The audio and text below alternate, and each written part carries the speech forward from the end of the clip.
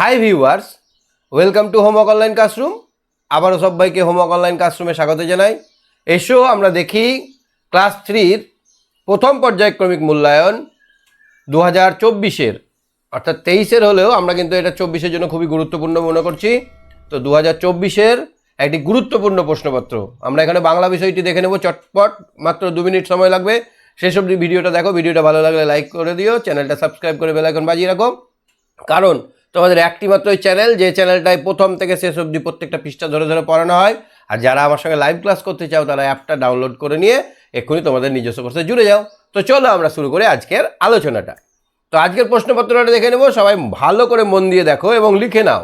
তো প্রথম প্রশ্ন হচ্ছে শূন্যস্থান পূরণ করো। শূন্যস্থান পূরণ করো, দেখো এত সব ড্যাশ তবু মন ড্যাশ যায় না, আসলে ড্যাশ ছেড়ে মন ড্যাশ চাই না। তাহলে এটা সুন্দর করে আমরা যদি ফিল আপ করি, এটাতে আমাদের 2 নম্বর আছে। তাহলে এটা কি করতে হবে না? হবে। দেখো এত সব বাকি তবু মন যেতে চাই না, মন ভরে যায় না, আসলে খাতা ছেড়ে মন যেতে চায় না। বুঝতে পেরেছো? তাহলে আঁকি ভরে খাতা যেতে, 4টে শব্দ লিখলে 2 নম্বর পেয়ে যাবে।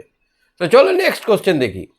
নিচের প্রশ্নগুলি পূর্ণ বাক্যে, মানে একটা গোটা কথাতে উত্তর লিখতে হবে, শুধু উত্তরটুকু লিখলে হবে না।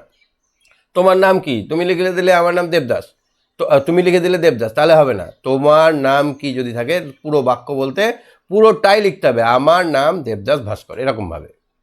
তো চলো দেখো, চাষির ছেলে সকাল থেকে রাত পর্যন্ত কতটা জমি খুঁড়েছিল। তো এটাকে আমরা হিসেব করে যদি দেখি, ভালো করে খুঁটিয়ে যদি না পড়ো এর হিসেবটা বলতে পারবে না।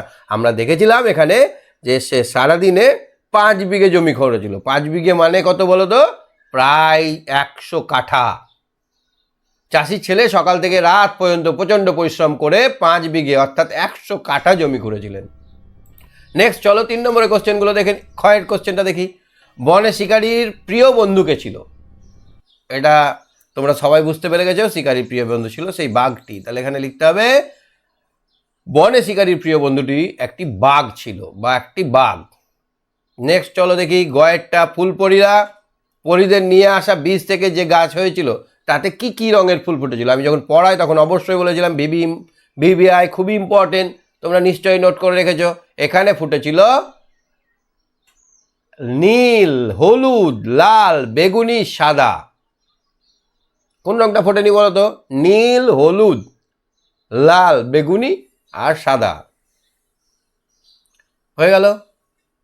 নেক্সট দেখো, স্বরধ্বনি কাকে বলে? তাহলে যে ধ্বনি, আমরা জানি স্বরধ্বনি হচ্ছে এমন কিছু ধ্বনি অন্য কোনো ধ্বনির সাহায্য ছাড়াই নিজে নিজে উচ্চারিত হতে পারে। যেমন ধরো অ, এর সঙ্গে কিন্তু আরও একটা অ যোগ নেই, কিন্তু ক, ক বললে কি হচ্ছে? ক, প্রথমটুকুটা ক উচ্চারণ হচ্ছে, তারপরে অ চলে আসছে। তাহলে ক উচ্চারণ করতে গিয়ে অ আসছে। তাহলে এরকম স্বরধ্বনি কটা আছে? মৌলিক স্বরধ্বনি 7টি, ই, এ, আ, অ, ও, ও, উ। এই 11টা হচ্ছে মৌলিক স্বরধ্বনি। চলো এবার দেখি তারপরে কোশ্চেন। অর্থ লিখো। পরি মানে কি? পর আসি পরি। পরি মানে অতি সুন্দর নারী বা ফর্সা ডানা কাটা পরি, এইরকম নিখুঁত, যার কোনো খুঁত নেই, এরকম নারীকে বলা হয় পরি। নেক্সট দেখো তো, বিপরীত শব্দ লেখো। উচিত, অনুচিত, করার যোগ্য, যুক্তিযুক্ত, এটা মানে হলো, হ্যাঁ, এটার বিপরীত শব্দ হবে অনুচিত। তারপরে দেখি তো চলো, অর্থ পার্থক্য লেখো, মানে মানেটার আলাদা আলাদা আছে। দেখো দুটো, বাড়ি মানে কি আর বাড়ি মানে কি, এটা তো কমন, আমরা 1000 বার করেছি। হ্যাঁ, বাড়ি মানে হচ্ছে ঘর, আবাস, আর বাড়ি মানে জল। তাহলে ঘর আর এটা হচ্ছে জল। চলো দেখি তারপরে বর্ণ বিশ্লেষণ করো। পৃথিবীটাকে আমরা ভাঙবো।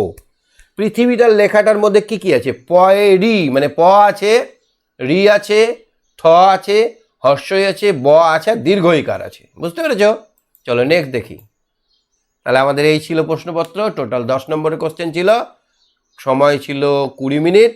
আশা করি তোমরা বুঝতে পেরেছো। সবাই খুব ভালো থেকো, মজা করে পড়াশোনা করো, একটু এনজয় করো পড়াশোনার মধ্যে। আজকের মতো এখানে, বাই বাই।